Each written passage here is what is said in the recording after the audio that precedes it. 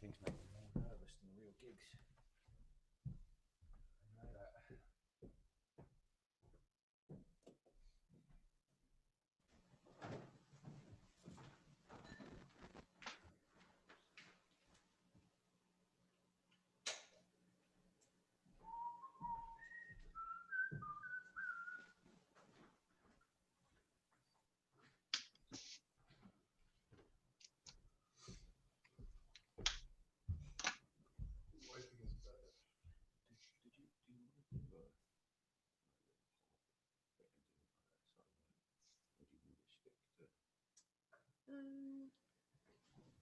I don't think it makes.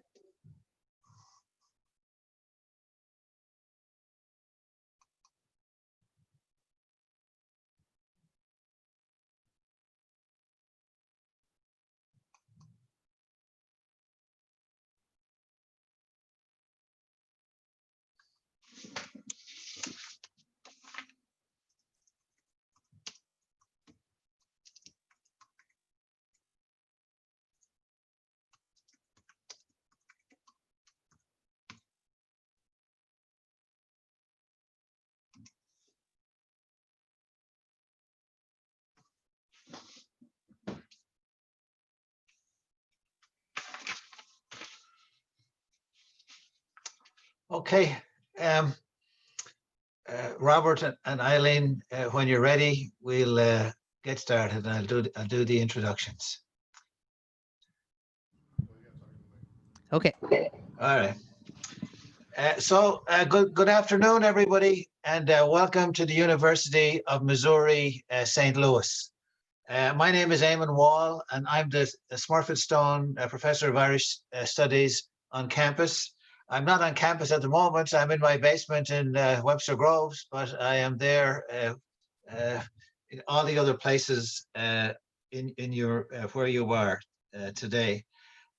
This begins the 20th year of Irish concerts and lectures and readings at UMSL. And over the last 20 years, we've reached thousands of people, and we hope to continue on for many more years to come. Before I introduce our performers for today, just a special thanks to Leanna Constantine, is the interim director of UMSL Global, and to Babel, who's the senior program coordinator at UMSL Global. And without Leanna and Bob, none of our events would happen. And in particular, thank you today to John Baldwin, who is coordinating the performance from the focal point in Maplewood. And a big welcome to everybody, and from our students, our members of our St. Louis community, and maybe people from overseas. I mean, one of the great things about these Zoom events is that you can be anywhere. Two events, upcoming events to remind you of. Our next event will be on October the 13th at 12:30. Professor Tim White of Xavier University and Krista Corrigan of the Standard & Poor's office in Dublin will be discussing Brexit and Ireland, a very topical subject. So that will be 12:30 on October 13th. And then on November 10th, the Irish writer Mary Maddock will be doing the American launch of her new book for us, also at 12:30. Mary is a native of Westport in County Mayo, and now she lives in Galway. And today we are thrilled to welcome Eileen Gannon and Robert Ryan. Eileen Gannon is a St. Louis native and one of the top Irish harp players in the world. She's won numerous accolades, including the highly coveted senior harp title at Fleadh Cheoil na hÉireann, the World Music Championships. She's a bachelor's degree in music performance from St. Louis University and a master's in ethnomusicology from the University of Limerick. Eileen, like Robert, has performed all over the world, including representing Ireland at the World Expos in Shanghai, China, and a few years ago in Milan, Italy. And I'm sure, like all of us, she's hoping that her travels will resume before long. And performing with Eileen today is Robert Ryan. And like Eileen, Robert is a child of the Irish diaspora. And he's a traditional Irish fiddler who grew up in London, immersed in the hugely important traditional and thriving Irish musical community of that city. He was encouraged to learn the tin whistle from a young age and took up the fiddle at the age of 8, learning from the great Clare fiddler Brendan Mulcair. And now he lives in St. Louis, where he's performing and teaching and doing all kinds of things. And over the last few months, both Eileen and Robert have been recording a new CD, and I think it's in the works and almost done.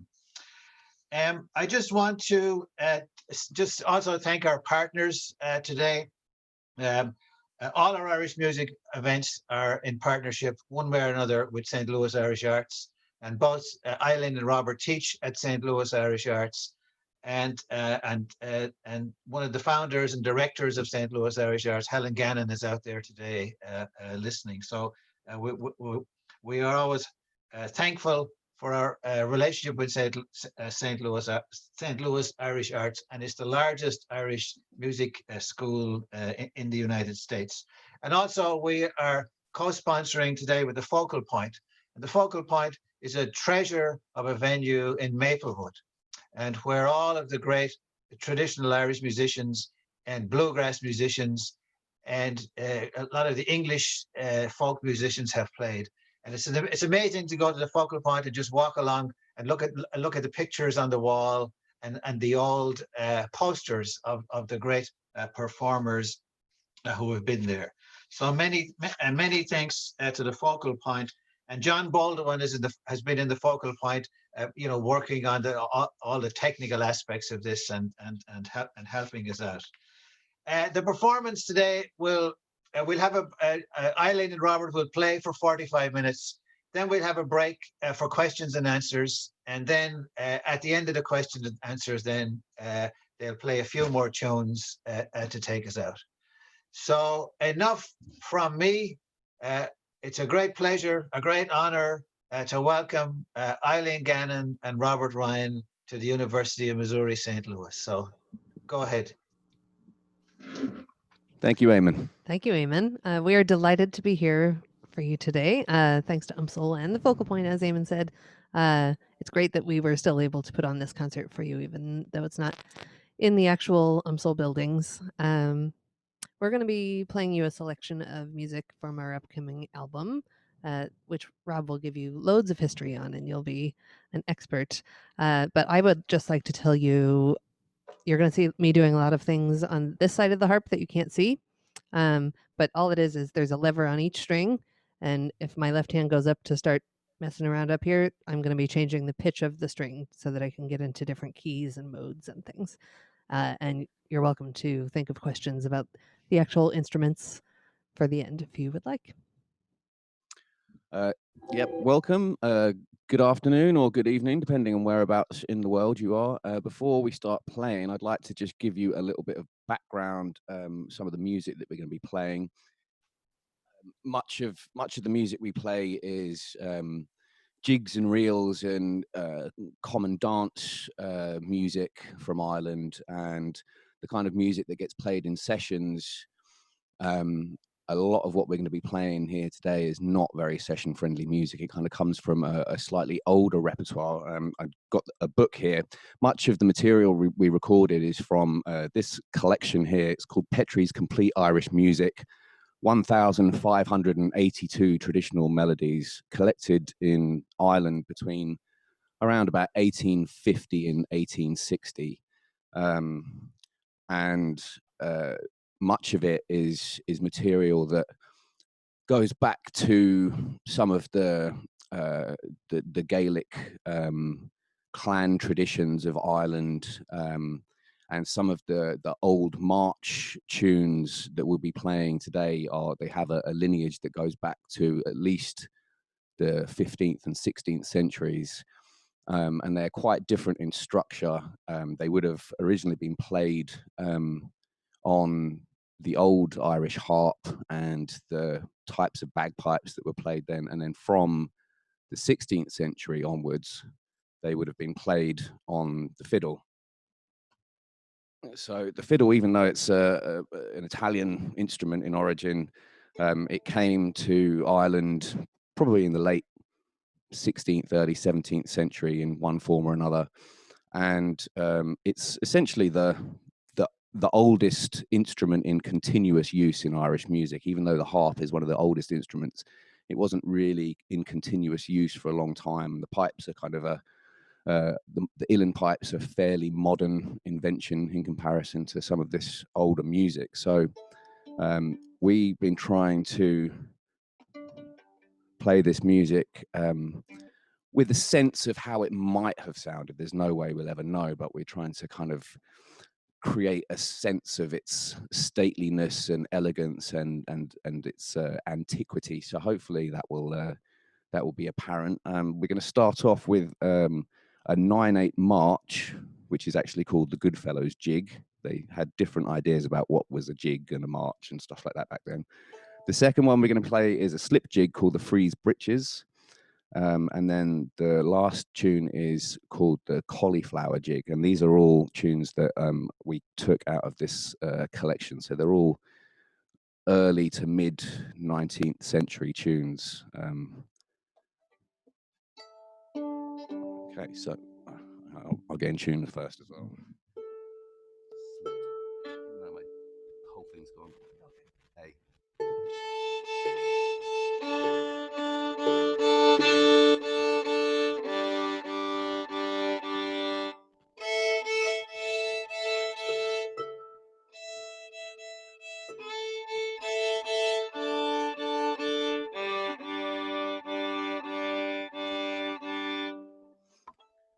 I guess I'll try not to talk so much next time because the fiddle just slipped completely out of tune the whole time I was talking. Ready?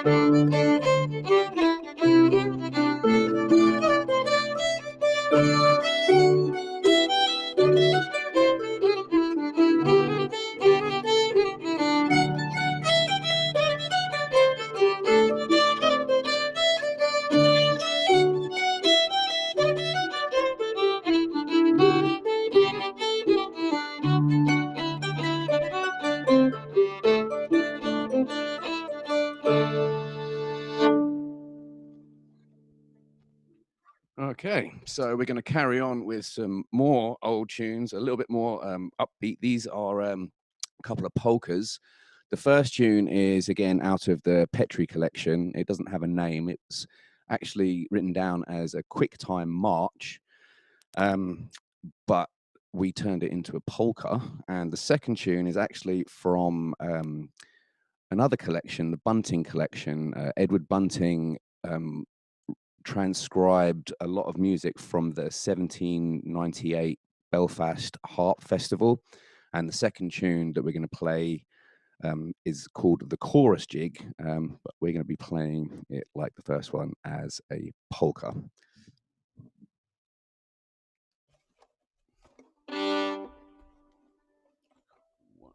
2, 3, 4.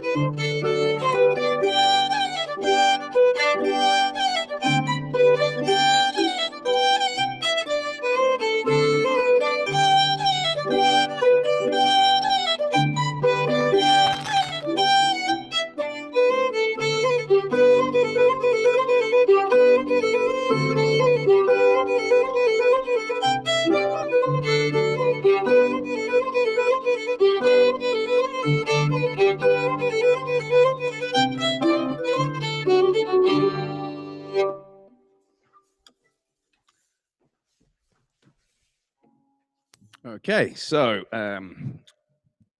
the the other part of the repertoire that we're going to share with you today is a little bit closer to the modern tradition. So I am very interested in the music of Sliabh Luachra, which is a region in southwest Ireland. It's where the counties of Cork, Kerry, and Limerick all meet in a mountainous and boggy region. Sliabh Luachra means the rushy mountain in Irish. And there's a particular repertoire of music from down there. They play jigs and reels and hornpipes a little bit different from people in the rest of the country, and they also play a lot of polkas and slides, which happen to be some of my favorite tunes. So the other part of the repertoire that we're going to be playing today is music of the Sliabh Luachra region, and we're gonna play a couple of reels that are associated with Sliabh Luachra. But before we play the second tune, I'm gonna play it as a jig beforehand. I think people in Ireland, musicians, if you look in the Petri collection, they were able to take tunes in one time signature and change them, use the same melody, but play them with a different dance structure, which is not something that is that common anymore, but it's something I've been interested in. And we're going to we've tried playing the same tune as a jig and then a reel. So the jig is called the Humours of Drina, and then the reel version of it is called the Banks of the Island, which is a river in Cork. And then the last one is called the Scartaglin reel.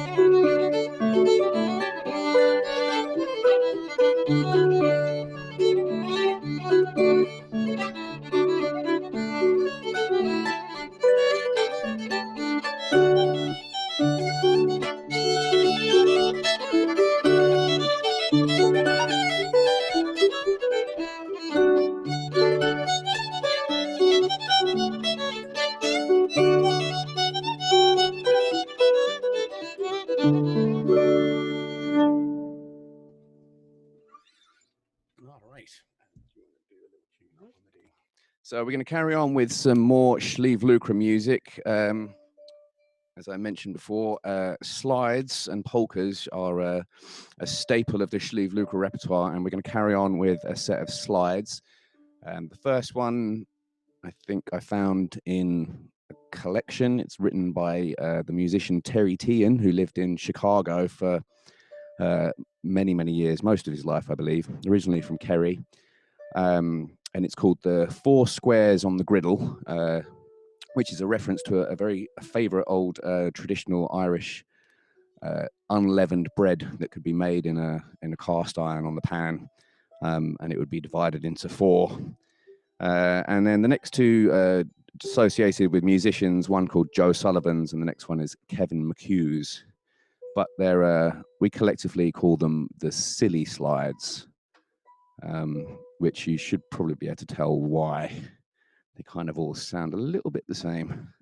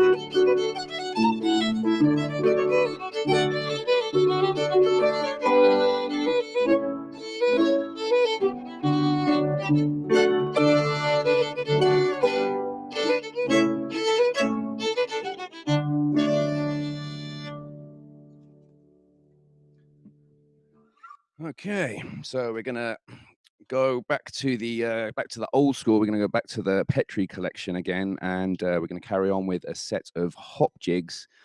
Hop jigs are very similar to slip jigs. They're in 9/8 time or 3/2 time or 3/4 time, depending on your opinion. The first one is called the Dusty Miller, and it's actually, I think it's originally an English melody and a song. The second is called Ride a Mile, which is actually, it was a slip jig, and I changed the rhythm of it to turn it into a hop jig. And then the last one is the Rocky Road, which is a fairly probably the most well-known slip jig because of the famous song, The Rocky Road to Dublin. I believe the Dubliners made that pretty famous in the 70s. So 3 hop jigs. 1, 2, 3, 1, 2, 3.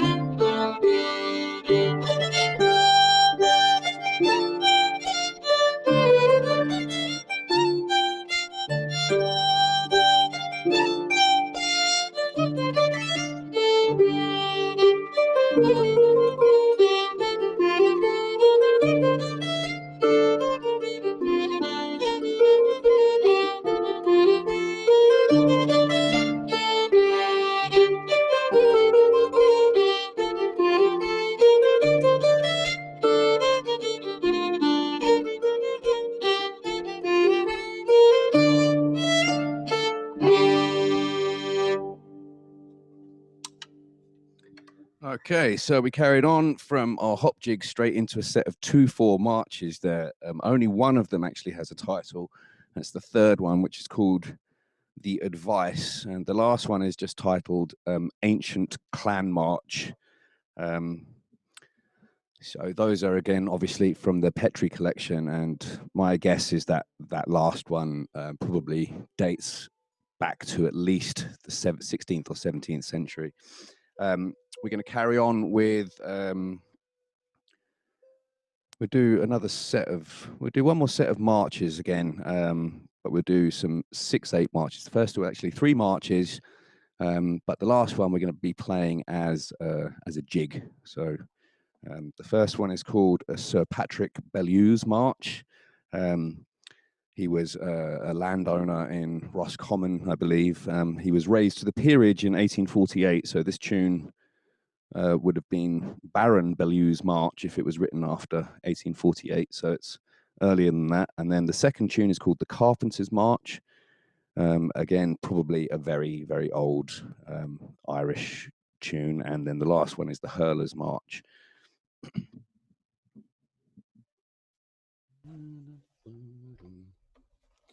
1, 2, 3, 4.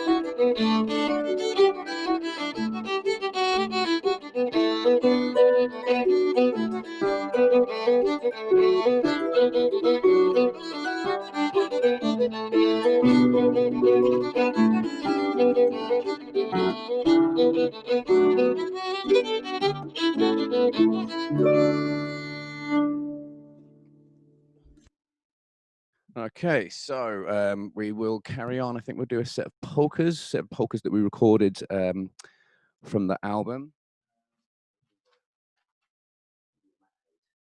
Do Matt Hayes ones. So the first two of these I actually learned from an old LP. That's about the most modern form of musical transmission I think I have going. And then the last tune is again probably originally would have been an old clan march, and it's an East Limerick tune, and it's an old clan march that's been turned into a polka. So we've got lots of transformed tunes in this performance, lots of tunes that started off as one thing and changed into another. I think we'll play this set of polkas, and then we'll take some questions if anyone has anything they'd like to ask, and then we'll if there's any questions we'll take a few of them, and then we'll finish off with a few tunes at the end. But we'll play some polkas for you now, and then if you have any questions, have a think about if there's anything you want to say, and give us a shout afterwards.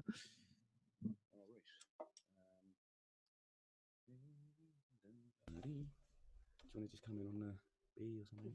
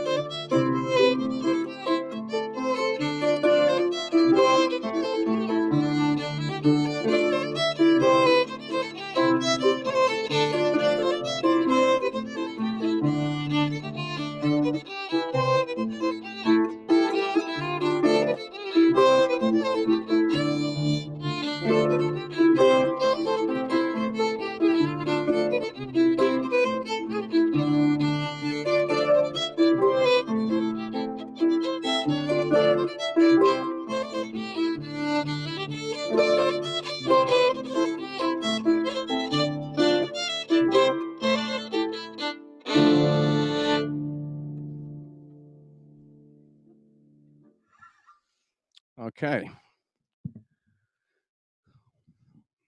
So yeah, if anyone's got any questions or thoughts, feel free to fire away. Just make sure that we've got all of the technical stuff working. Oh, Oh, reading okay. the questions. Okay. So yeah, I believe Eamon's gonna be reading out some of the questions, and then we'll do our best to give some answers.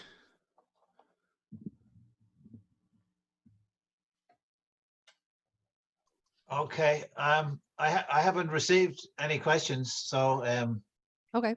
but anyway, maybe I could just make a few comments myself, and it's just so uplifting to hear live music again. You know, one thing that I've missed so much in the last few months, and not just to hear the music, but to hear the music is such an excellent, fantastic performance, and and just of course it reminds me again of how much a center of musical excellence St. Louis is in jazz, in rock and roll, in folk music, in bluegrass music, and not to forget Nelly, and but also in traditional Irish music. You know that St. Louis is really an important place in this in this music. I have one, and there's one question here, and this is from one of our students, Michelle Huber. How do you know that the music you play is accurate to the original? That's a very good question, and the simple answer is you don't. And in a way, it's an interesting question because accuracy and original are two concepts that don't necessarily factor in this kind of music. You know, some of the tunes in here could have been composed by an individual in, say, 1720, and then over the years, those tunes are being passed on to different musicians, and they might change a little bit deliberately. They might forget a little bit. They might add a little bit in. They might get mixed up with another tune. They might just decide they don't like something and replace it with something else. And over the next 200-300 years, you might end up with, there could be 20 different what we call settings. So it's the same tune, recognizably the same structural skeletal structure inside, but it actually changes direction, or maybe it's absorbed another part of a tune from somewhere else. So I mean, the closest we can say is the settings that are written in that Petrie collection, as transcribed by George Petrie. Now, he would have made mistakes himself, and put things, you know, he might have heard something wrong, or not quite got the right note or something. And then, you know, we've taken his imperfect transcription of what could have been an imperfect oral transmission of the tune. So really, and we can say that what we're playing is accurate to what was collected in 1850. But other than that, I mean, there's that you might find 5 or 6 or 7 different versions of the same tune in different collections over a 50 or 100-year period. And also, Robert mentioned the two collections that we played music from, the Petrie collection and the Bunting collection. The Bunting collection was a collection of pure harp music. So knowing that it was composed and played on the harp, you can take that into account in your arrangements, because there are no arrangements in the books. They're just single melody lines. So all the other things that I'm doing with my other 7 fingers, I just try to take into account that the time period when they were being played and the instrument they were being played on, and try not to stray too far away from what I think is true to those things. Yeah, and so we're not, you know, we're not striving for any sense of historical authenticity beyond beyond the imaginative, really. I mean, we can only infer what things might have sounded like, and we spent a lot of time thinking about this, and the aesthetic we wanted for the recording. And you know, a lot of the techniques that are used on the harp now really developed since the 1970s. You know, it's not really the music that was written for the old Irish harp wasn't really the kind of fast dance music that we play now. So there's been a huge change in you know, technical approach to be able to accommodate some of that dance music. And because we weren't trying to do that, we felt we could be a little bit more historically imaginative. We tried to imagine what would the sounds of these older instruments be like, and we were thinking kind of really drones being very Bells. important, but drones and bells, the kinds of sounds that would have been used in late medieval music. And so Eileen was do a demonstration of damping versus not damping. Oh yeah, so I could, when Robert's playing the melody and I'm accompanying, I could do.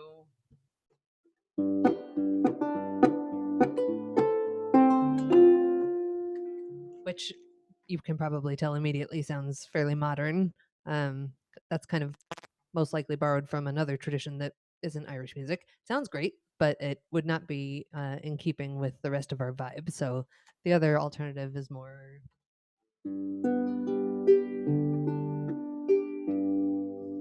And just allowing the instrument to sort of do what it does naturally, which is just ring and ring and ring until you stop the strings. And the way that the strings, if you allow the strings to continue ringing, the interactions of the vibrations of different strings actually create different overtones, and certain kind of phantom notes and tones pop out of it. And we tried in our recording, and what we've recorded so far, we were trying to capture that as much as possible. And you know, even if it's not, there's no guarantee, you know, there's no guarantee that anyone in 1700 ever played a harp like that.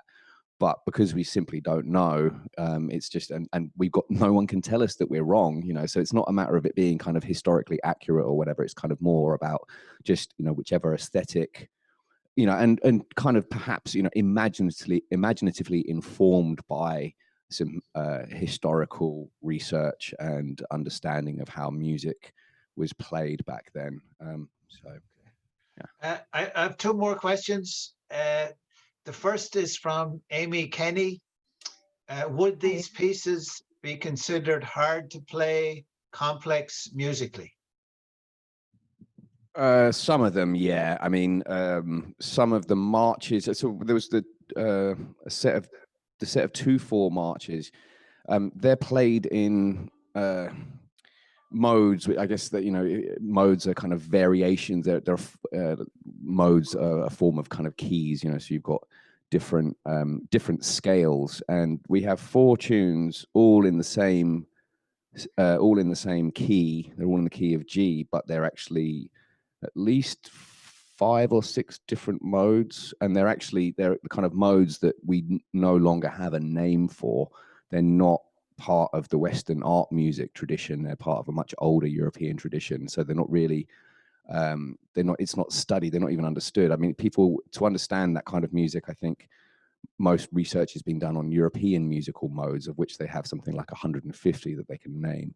So some of them, yeah, they've got on the harp particularly, they have so many lever changes and so many changes of mode, and even in the scale, it's an F sharp in the ascending part of the scale, and then it's an F natural in the descending scale. So those kind of things. I mean, so where they might not be difficult to play physically, it's just sort of the mental part of some of them is tricky just because it's so unfamiliar. Yeah, and like some of that stuff, it really is the only place you would hear those kinds of modal characteristics is really in songs now.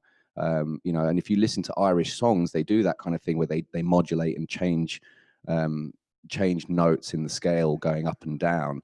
And if you're familiar with those songs, it's really obvious how you're supposed to do it. So there are kind of unspoken rules. It's kind of like people who their first language, they don't know that they know all of the rules of their language, but they do it automatically because that's what they've learned. So we kind of have that. So we're exploring some of these modes. So yeah, it was very difficult to kind of until we became familiar with them. They seemed very unfamiliar, very alien, and, you know, going in a different direction from what we expected. And that was kind of what attracted us to them. But I mean, so for example, the quick time march and the chorus jig, 2/4, the 2/4 piece, second piece, the chorus jig, collected by Bunting at the Harp Festival, I'm sure it would have been played dum da dee da ba da ba dum, kind of very slow and stately, and we're playing it, you know, probably Quite 120 BPM or something like that. So playing it at that speed makes it quite difficult, because I think it was probably show off piece, even when it was slow for the Mm. harp players. So yeah, that took a while for the fingers to get used to that. I mean, it's hard enough on the fiddle because you have to phrase the tune with the bow, and there's kind of one way of doing it, or you don't really get the rhythm. And I think it's the same with the fingering of the harp. And I think particularly, yeah, the chorus jig, I think, was one that required we definitely ran out of finger energy at some point in the recording. There, it's kind of definitely once you've hit that wall. So yeah, I think some of them are perhaps not that they're technically challenging because they're unfamiliar more so than that they're necessarily very difficult tunes. Some of them Just are. sort of making a new friend. You have to get to know them for a little Right. bit. Okay. And the final question is from Wesley Bockham. What is it about the music that speaks to you? Why do you play? Hmm. Well, I don't know whether we've got Time time to answer that one. Well, I mean, first of all, we both were introduced to the music because of our background. You know, we're both born to Irish parents, Irish immigrant parents, and so we were exposed to that culture. When I was growing up playing Irish music in the 80s, there was absolutely nobody I played with, none of the people involved in Irish music in London at the time that I was aware of um, were from outside of the Irish community. Everyone had an Irish name. And it probably wasn't until the 90s really that I started seeing people who had no Irish ethnic background playing. I mean, so that's kind of that's the introduction to it. But I mean, I think I loved it when I was a kid. It was played at the house, certain instruments. I mean, when I was learning the whistle, I absolutely loved Mary Bergin, and I would sit in front of the tape player, pressing play, pause, trying to learn these tunes. I guess it kind of personally for me, when I'm playing this music, it opens up a kind of an internal universe, and it's a form of kind of, I guess it can be everything from escape, freedom to kind of I don't know. It's definitely for me. It's kind of it creates an emotional landscape which I inhabit, and that to me is it's a kind of I think it's a kind of a mystical gift that I just feel very grateful for. It kind of a transportation or something, a certain amount of transcendence, I suppose. I mean, that's as much as I can kind of put something as personal and subjective into words. I think that's probably what yourself. Yeah, like Robert said, it was originally for our parents is sort of a way of keeping us connected to the Irish culture that we were not immersed in completely, like the people in Ireland were. For me, it's also not only is it my profession, but it's also my social outlet, and I've met so many amazing people because of this music. And the deeper you get into it, the more people you meet, and the more beautiful the world can seem. So I thank music for showing me the world in that light. Okay. All Would right. you There like are a the few more? questions. Thank you so much. I think that's it for questions. Okay, All great. All right. Well, we'll carry on. We'll play a couple more tunes. We got time for two more sets. Sure. Great. Sure. Okay. Do you want to do the full chords? I think I do. Yeah, and then finish with Whatever you want. Okay, so we'll play one more set of old tunes from the Petrie collection. These are a set of 4/4 marches. The first is called "The Song of Una." Petrie says the Song of Una very ancient.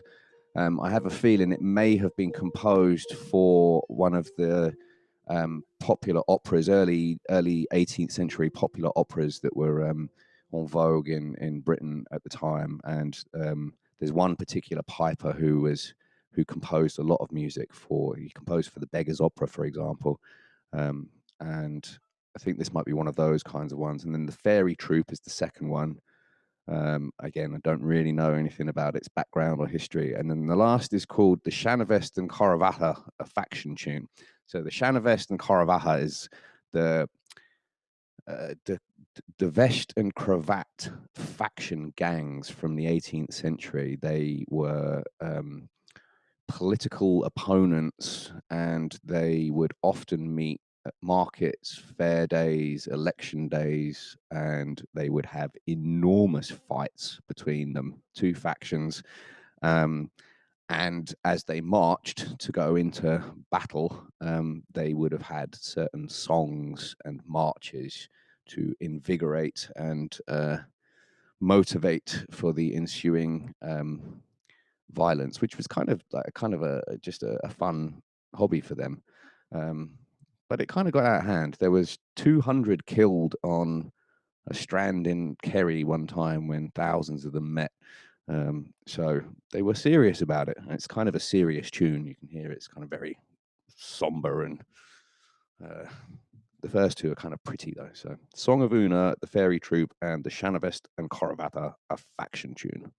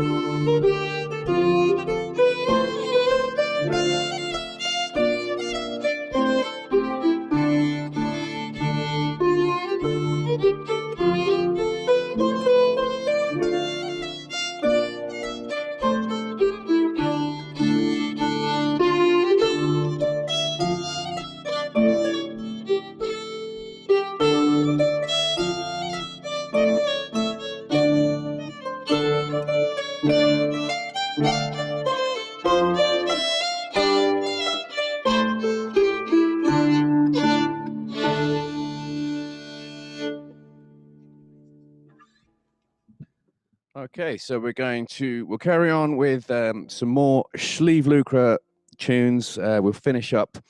And these tunes, they're associated with the great fiddle players Patrick O'Keefe, and Dennis Murphy and Julia Clifford. And these three tunes, the Galtee Rangers, the Glowntarn, and Callahan's Reel, they're played together in a set in Sleeve Lucre. And if you in Sleeve Lucre, if you start the Galtee Rangers, everyone will go into the second tune afterwards, regardless of what your actual intention was, and they'll steamroller right over you. And the three tunes together are played at the end of a session in Sleeve Lucre, and they're known as the Sleeve Lucre National Anthem.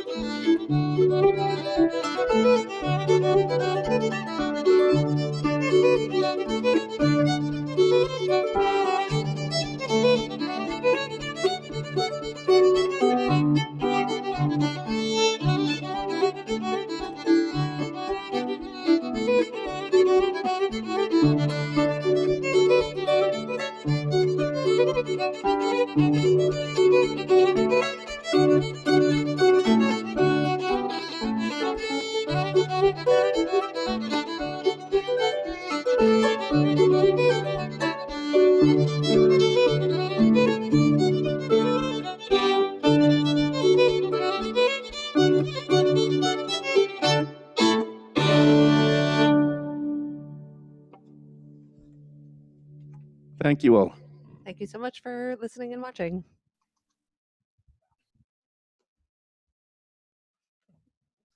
And thank you so much to Eileen and to Robert, and thanks to everybody for listening in today, looking in and tuning in. We look forward to seeing you at another one of our UMSL Global Irish Studies events.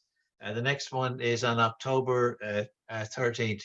If you need any information, you can get in touch with me via phone or email. Thanks so much, and have a great day.